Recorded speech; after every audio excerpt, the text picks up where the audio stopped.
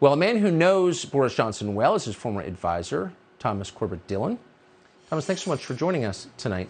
So, good to be here. First, the obvious question: why did Boris Johnson resign as prime minister? I don't fully understand this. Is there a specific reason? It's chaos, Tucker. It really is. The short of the story is that we elected Boris to be the British Trump. He was going to shake up the system. He was going to deliver Brexit. He was going to stick it to the elites. But he very quickly got sucked in by the sort of globalist agenda. He spent a lot of time sucking up to Macron and Merkel, that he forgot he's a conservative. As you said, he went very hard on lockdown, very hard on vaccines.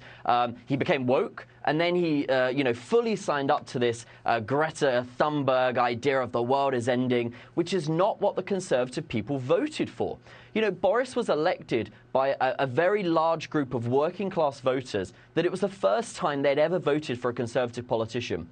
And these people want simple things: more jobs, lower tax, tough on crime, tough on the border, and tough on our enemies. But he got sucked into this globalist agenda that just wasn't what the people wanted. So eventually the MPs started listening to the people on the ground and realized that this was not the leader for them anymore.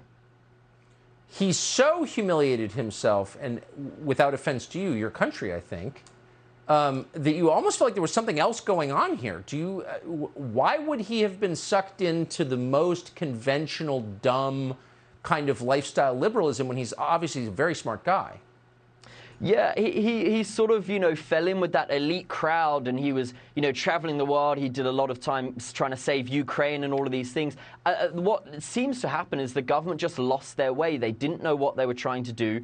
They didn't know what the policies were. They tried to, do this global Britain thing, but we have huge issues in the UK, as America has too, and very similar things with, fuel crisis and inflation and all these things. That is what the people want, and that's not what he was delivering anymore.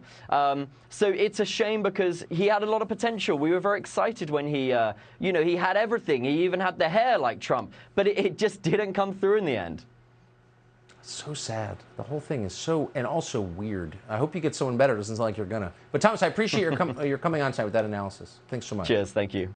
Subscribe to the Fox News YouTube channel to catch our nightly opens, stories that are changing the world and changing your life. From Tucker Carlson Tonight.